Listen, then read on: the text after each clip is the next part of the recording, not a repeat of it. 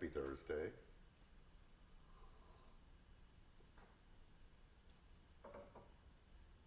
Um, I don't know if you've ever been in the auditorium when there's nothing going on.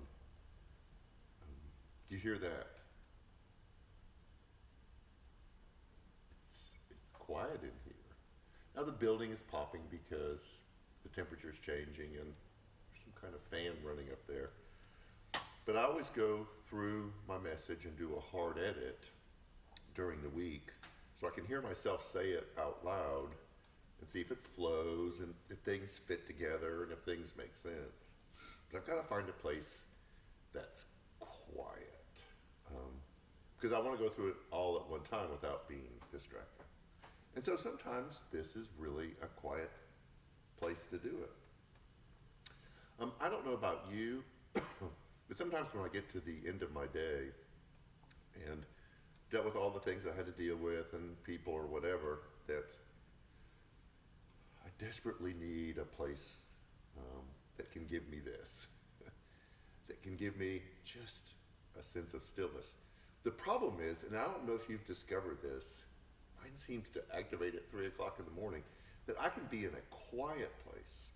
Everything is hushed and silent, but up in here, it is just a raging fire hose of stream of consciousness. Worries and anxieties and thoughts and things that I don't even really have any responsibility over are just flooding through my head. So this is a very difficult thing to create where it brings any kind of meaning to it. So I do like silence. I do like quiet most of the time. And I don't know if you've ever been in a situation where the silence that you're experiencing may be really unsettling. And here's just a couple of examples. We'll talk about this on Sunday morning. We have a younger son who we will text to check in, and we won't hear from him for days. It really bothers us, this silence that we get from him. We don't know if he's still alive. Sometimes Janet will text him and say, hey, if I don't hear from you in the next day or so, we might have to call the police because we don't know where you are. But then sometimes it gets real more serious, the silence. You go and have lab work done and you don't hear back and you don't hear back and your brain starts to create all of these scenarios. Or maybe you had some kind of, it could even be mild run-in with another person and you reach out to them or you apologize to them and you don't hear back. There are some kind of silences that are really difficult. And then I know that we've all experienced this. The most unsettling, difficult, almost devastating kind of silence is when God feels silent. And it can happen in our own personal lives where you're going through something or you're struggling and you're trying to figure out direction or guidance or what to do in that situation, and you ask God and you plead with God, I need something, anything, and it's just silent. You don't feel anything. And for all of us, it doesn't matter what end of the political spectrum you're on, here's something that should bring us together.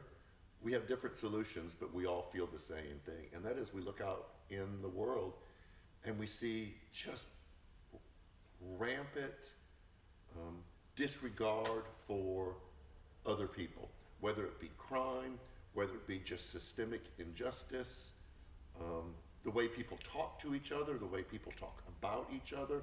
There's this meanness, this incivility, and we're going like, okay, God, what's happening? Where are you? I mean, did you pull yourself out from our world and everything's just falling apart? So there's that silence that we feel in our own personal lives, and then that silence that we feel God's presence is gone. that he's not responding. We don't hear from him. We don't see any evidence of him. We don't know what to do with that. It just seems that God has gone silent. So that's what we're going to talk about this Sunday, is how do we, in our own personal lives, build in things that we can do to help us deal with when it feels like God is silent. And then just living in the world and seeing what's happening in the world, that it feels like God has just left us and we're on our own.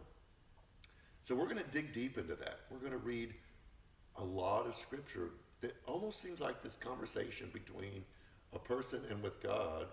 How do I deal with this when it feels like you're far away? This is a scary thought. This is all in preparation for Advent, which will begin the Sunday after Christmas, where we prepare ourselves for the coming of Jesus. This is the preparation for the preparation. And it'll be an interesting conversation. We'll just do 3 parts. You saw the video a couple days ago where we took the stuff to the warming center. Thank you. It was such a generous act on your part, both donation and the actual supplies for them. Our giving tree is going to go up in a couple weeks, where you have the opportunity to do the same thing for children in our community that we're connected with, either food pantry or in our church or some local schools. So you'll have that opportunity also. And then we've got this big issue that I've kind of hinted about that we have to take care about at our church that we just can't avoid, and we're going to need your help financially on that one. So we'll talk to you about that. This Sunday is baptism, so join us for that, and our chili cook-off. Please join us for that.